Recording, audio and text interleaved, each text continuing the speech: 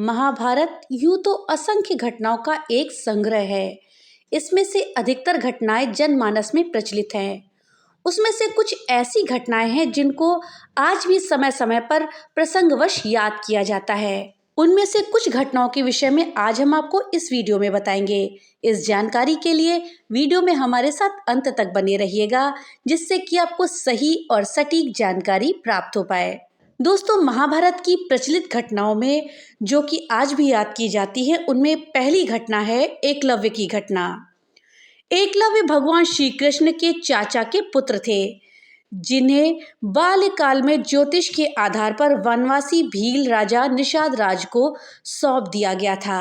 महाभारत काल में प्रयाग के तटवर्ती प्रदेश में सुदूर तक फैला श्रृंगवेरपुर राज्य निषाद राज हृदयधनु का था। गंगा के तट पर अवस्थित श्रृंगवेरपुर उसकी सुदृढ़ राजधानी थी। एकलव्य अपना अंगूठा दक्षिणा में नहीं देते या गुरु द्रोणाचार्य एकलव्य का अंगूठा दक्षिणा में नहीं मांगते तो इतिहास में एकलव्य का नाम नहीं होता।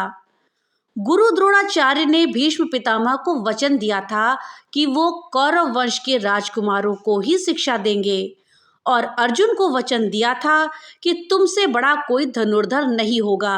बस इसी वचन की लाज रखने के लिए गुरु द्रोणाचार्य ने एकलव्य को अपना शिष्य नहीं बनाया, और जब उनको पता चला कि एकलव्य तो सब कुछ सीख गए हैं, तब उन्होंने एकलव्य से गुरु दक्षिणा में अंगूठा मांग लिया। द्रोणाचार्य ने जिस अर्जुन को महान सिद्ध करने के लिए एकलव्य का अंगूठा कटवा दिया था, उसी अर्जुन के खिलाफ उन्हें युद्ध लड़ना पड़ा, और उसी अर्जुन के पुत्र की हत्या का कारण भी वो ही बने, और उसी अर्जुन के साले के हाथों वे मृत्यु को प्राप्त हुए। महाभारत की दूसरी घटना है इंद्रप्रस्थ में दुर्योधन। पांडव अपने रहने के लिए इंद्रप्रस्थ नामक एक शहर बसाते हैं और उसमें एक मायावी महल बनवाते हैं। ये महल मायावी असुर मायासुर बनाता है। इस महल की खासियत यह थी कि जहां पानी का ताल नजर आता था वहां पर फर्श होता था, और जहां पर फर्श नजर आता था वहां पर पानी का ताल होता था। दुर्योधन के मन में भी इस महल को देखने की जिज्ञासा उत्पन्न हुई, और वो जैसे ही महल के अंदर प्रवेश किया तो उसको एक भव्य हॉल नजर आया। उस हॉल में एक सुंदर फर्श लगा था और ऊपर गैलरी में द्रौपदी खड़ी हुई थी। दुर्योधन जैसे ही फर्श पर पैर रखता है, वहां पानी की ताल में गिर जाता है। वो दरअसल फर्श जैसा नजर आने वाला वो एक पानी का ताल ही होता है। पानी का ताल अर्थात स्विमिंग पूल। ऊपर गैलरी में देख रही द्रौपदी यह देख करके जोर जोर से हंसती है और कहती है, अंधे का पुत्र अंधा। दुर्योधन इस घटना से बहुत शर्मिंदा होता है और खुद को अपमानित समझता है, और मन ही मन द्रौपदी से बदला लेने की सोचता है, और इसी कारण से वो द्रौपदी का चीरहरण करता है और पांडवों को छल से पासे में हराता है। महाभारत काल की तीसरी घटना है लाक्षागृह कांड, जिसको लोग आज तक याद करते हैं। शकुनी की नीति के तहत दुर्योधन ने पांडवों के रुकने के लिए एक ऐसा महल बनवाया था जो लाख से बना था, जिसे बाद में लाक्षागृह कहा गया। दुर्योधन की योजना के अनुसार इस महल में रात में चुपचाप से आग लगा दी गई थी, ताकि सोते हुए पांडवों की इस महल में जलकर मृत्यु हो जाए। परंतु पांडवों के जासूसों ने उन्हें इस योजना की सूचना दे दी, और वो रात को ही एक गुप्त सुरंग से निकल गए। ये सुरंग आज भी है, जो कि हिंडन नदी के किनारे पर खुलती है। लाख से बने महल के अवशेष आज भी बरवाना में पाए जाते हैं। ये बरवाना या वारणाव्रत नाम का स्थान मेरठ जिले में स्थित है। महाभारत काल की अगली घटना जो कि आज भी याद की जाती है, वो है भीम का हनुमान जी की पूंछ न उठा पाना। दोस्तों, सभी को ये घटना तो मालूम ही होगी कि बलशाली भीम हनुमान जी की पूंछ नहीं उठा पाए थे। दरअसल भीम कुंती के कहने पर कमल दल लेने के लिए जंगल में एक रास्ते से जा रहे थे। तभी उनको रास्ते में लेटे हुए वानर नजर आए। भीम ने उसे वानर समझकर कहा कि ए वानर, अपनी पूंछ तू यहाँ से हटाकर मुझे निकलने का रास्ता दे दे। वानर ने कहा कि तुम ही हटा लो मेरी पूंछ। भीम के लाख प्रयास करने के बाद भी जब पूंछ अपने स्थान से नहीं हटी, तो भीम समझ गए कि ये कोई साधारण वानर नहीं है। तब भीम ने उनसे क्षमा मांगी। कुछ विद्वान ये मानते हैं कि ये घटना गंधमादन पर्वत पर घटी थी। हिमालय के कैलाश पर्वत के उत्तर में स्थित गंधमादन पर्वत कुबेर के राज्य क्षेत्र में था। सुमेरु पर्वत की चारों दिशाओं में स्थित गजदंत पर्वतों में से एक को उस काल में गंधमादन पर्वत कहा जाता था। हालांकि कुछ विद्वानों के अनुसार उत्तराखंड में जोशीमठ से लगभग 25 किलोमीटर दूर हनुमान चट्टी है। यहाँ भीम और हनुमान जी की भेंट हुई थी और हनुमान जी ने भीम को महाभारत युद्ध में विजयी होने का आशीष भी दिया था। दोस्तों, वीडियो में आगे बढ़ने से पहले आपसे एक छोटी सी रिक्वेस्ट है कि अगर अभी तक आपने वीडियो को लाइक नहीं किया है तो कृपया वीडियो को लाइक कर दें और ज़्यादा से ज़्यादा शेयर करें, जिससे कि ये जानकारी अधिकतर लोगों तक पहुंच पाए। और हाँ, अगर चैनल पे पहली बार आए हैं तो कृपया चैनल को सब्सक्राइब कर दें और बेल आइकन दबाना ना भूलें, जिससे कि मेरी वीडियो सबसे पहले आप तक पहुंच सके। तो चलिए वीडियो में आगे बढ़ते हैं और जानते हैं महाभारत काल की कौन सी ऐसी अगली घटना थी जो आज भी याद की जाती है। ये घटना है रणछोड़ दास की। दोस्तों, जरासंध ने श्री कृष्ण को मारने के लिए अपने पितृ काल्यावन को बुलाया था। काल्यावन की सेना ने मथुरा को घेर लिया। उसने मथुरा नरेश कृष्ण के नाम एक संदेश भेजा और कालयवन को युद्ध के लिए एक दिन का समय दिया। श्री कृष्ण ने उत्तर में संदेश भेजा कि युद्ध केवल कृष्ण और कालयवन में होगा, सेना को व्यर्थ क्यों लड़ाएं। कालयवन ने यह स्वीकार कर लिया। अक्रूर जी और बलराम जी ने कृष्ण को इसके लिए मना करा। तब श्री कृष्ण ने उन्हें कालयवन को शिव द्वारा दिए गए वरदान के बारे में बताया और ये भी कहा कि उसे कोई हरा नहीं सकता। श्री कृष्ण ने यह भी बताया कि कालयवन राजा मुचुकुंद के द्वारा मृत्यु को प्राप्त होगा। मुचुकुंद एक वरदान के चलते चिर निद्रा में सो रहे थे। उन्हें जो जगाएगा वो मृत्यु को प्राप्त होगा। जब कालयवन और कृष्ण में द्वंद्व युद्ध का जय हो गया, तब कालयवन श्री कृष्ण की ओर दौड़ा।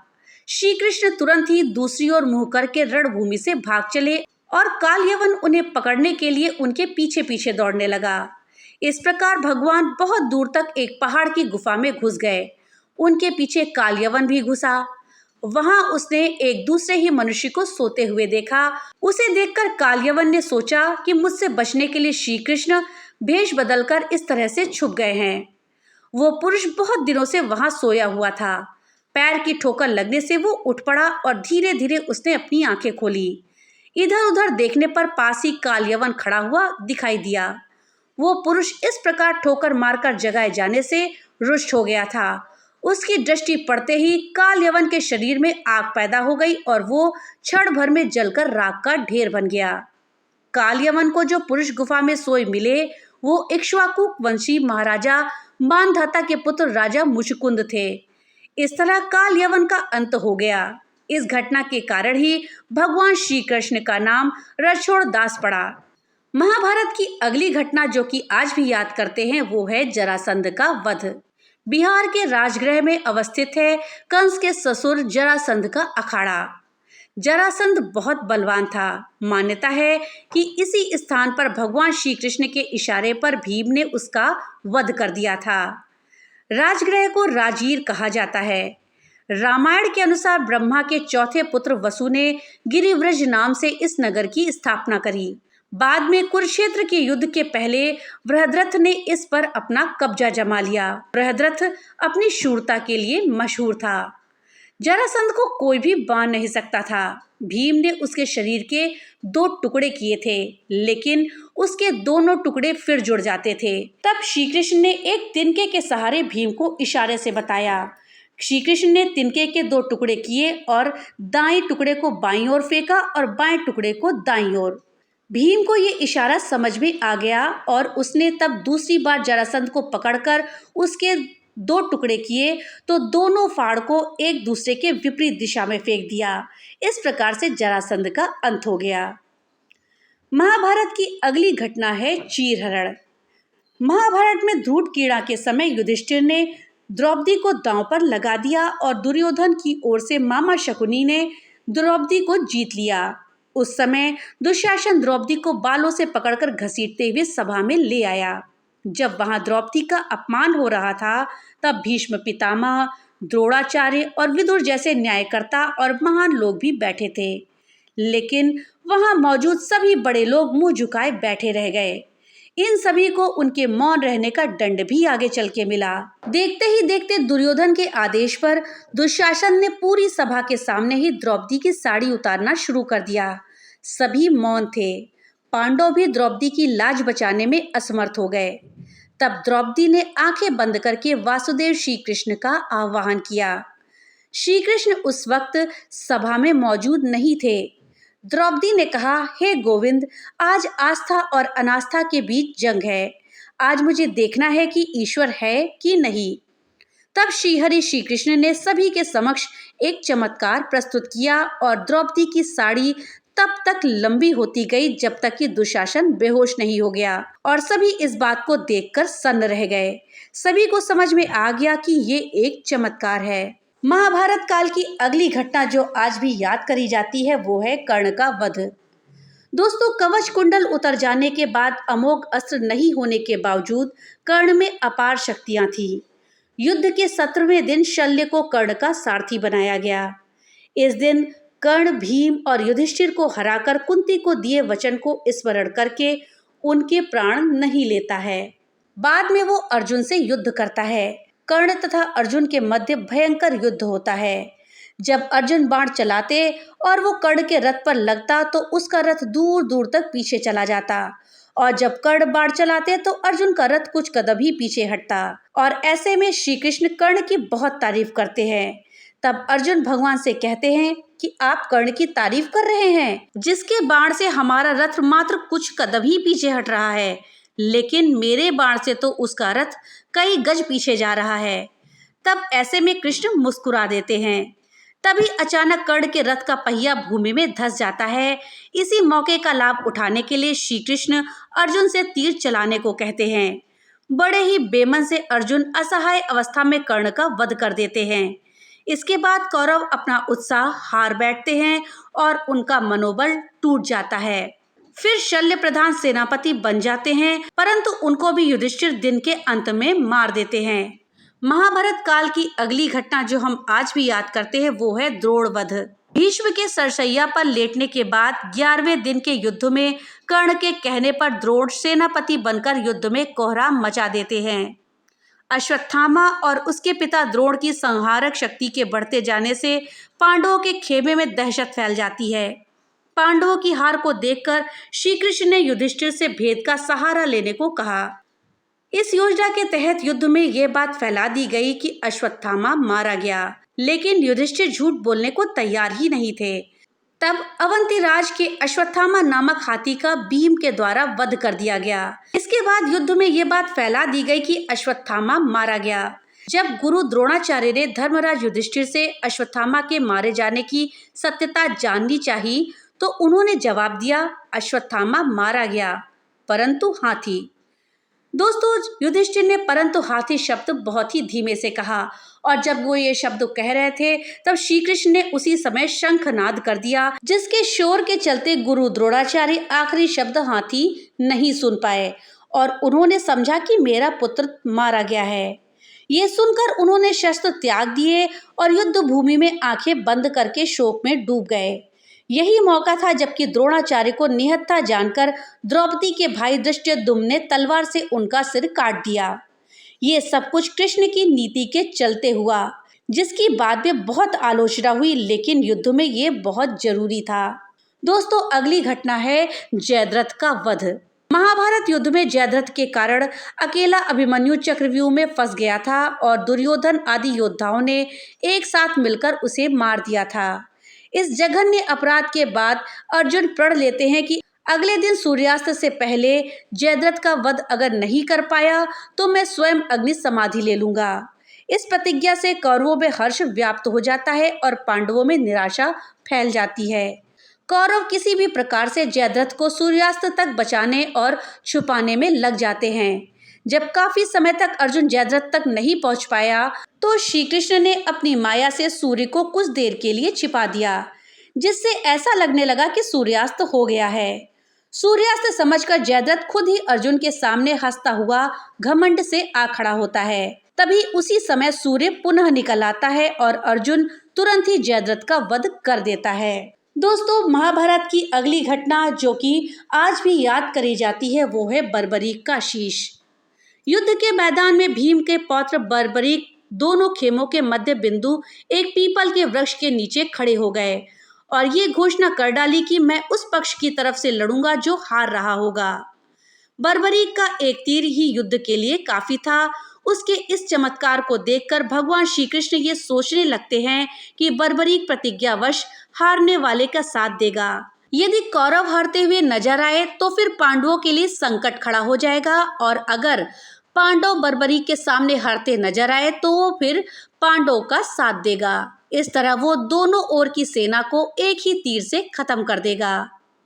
तब भगवान श्री कृष्ण ने ब्राह्मण का वेश बनाकर सुबह बर्बरीक के शिविर के द्वार पर पहुंच गए और दान मांगने लगे। बर्बरीक भी कर्ण की तरह ही दानवीर था। बर्बरीक ने कहा, मांगो ब्राह्मण, क्या चाहिए? ब्राह्मण रूपी श्री कृष्ण ने कहा कि तुम दे ना सकोगे। लेकिन बर्बरीक कृष्ण के जाल में फंस गए और कृष्ण ने उससे उनका शीश मांग लिया। बर्बरीक के द्वारा अपने पितामह पांडवों की विजय हेतु स्वेच्छा से शीश दान कर दिया। बर्बरीक के इस बलिदान को देखकर दान के पश्चात श्री कृष्ण ने बर्बरीक को कलयुग में स्वयं के नाम से पूजित होने का वरदान दिया। आज भी बर्बरीक को खाटू श्याम के नाम से पूजा जाता है और उनको हारे का सहारा कहा जाता है। जहां कृष्ण ने उनका शीश रखा था उस स्थान का नाम खाटू है। महाभारत काल की अगली घटना जो हम आज भी याद करते हैं वो है दुर्योधन की जंघा को उखाड़ फेंकना।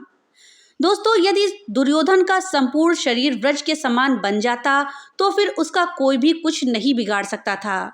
दरअसल दुर्योधन की माता गांधारी ने अपने पुत्र को अपने पास नग्न अवस्था में बुलाया था ताकि वो अपनी आंखों के तेज से अपने पुत्र का शरीर वज्र के समान कठोर कर दे।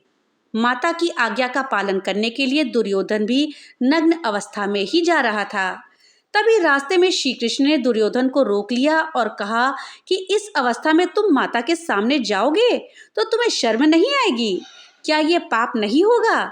ये सुनकर दुर्योधन ने अपने पेट के नीचे जांघ वाले हिस्से पर केले का पत्ता लपेट लिया और इसी अवस्था में गांधारी के सामने पहुंच गया। गांधारी ने अपनी आंखों पर बंधी पट्टी खोलकर दुर्योधन के शरीर पर दिव्य दृष्टि डाली। इस दिव्य दृष्टि के प्रभाव से दुर्योधन की जांघ के अलावा पूरा शरीर लोहे के समान हो गया। युद्ध में भीम ने दुर्योधन की जांघ उखाड़ फेंक दी थी, जिसके चलते ही उसकी मृत्यु हो गई थी। दोस्तों, महाभारत की अगली घटना है अश्वत्थामा को श्राप। महाभारत में द्रोणपुत्र अश्वत्थामा को एक ऐसा योद्धा माना गया है जो अकेले के दम पर ही संपूर्ण युद्ध लड़ने की क्षमता रखता था। जब युद्ध के अंत में अश्वत्थामा को सेनापति बनाया तो उसने युद्ध के नियम के विपरीत एक रात्रि में ही पांडवों की बची लाखों सेनाओं, पुत्रों और गर्भ में पल रहे पांडवों के पुत्रों तक को मौत के घाट उतार दिया। उसने ब्रह्मास्त्र छोड़े जाने का दुस्साहस भी किया, जिसके जवाब में अर्जुन ने भी ब्रह्मास्त्र छोड़ दिया। वेदव्यास ने दोनों को सलाह दी कि इस धरती का विनाश इस ब्रह्मास्त्र के कारण हो जाएगा, इसलिए अपने अपने ब्रह्मास्त्र को वापस ले लो।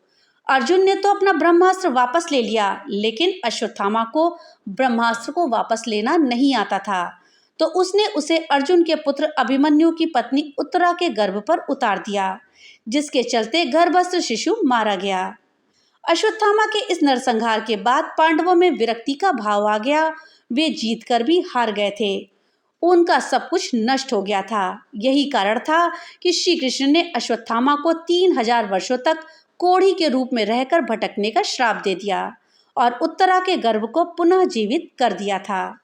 तो दोस्तों, ये थी महाभारत काल की वो घटनाएं जिनको आज भी हम याद करते हैं।